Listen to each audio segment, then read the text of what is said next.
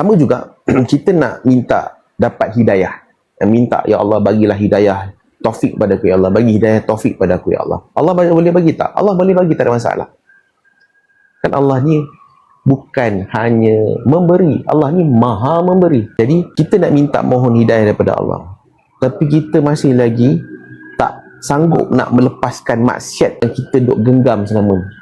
Tak nak lepaskan. Macam itulah.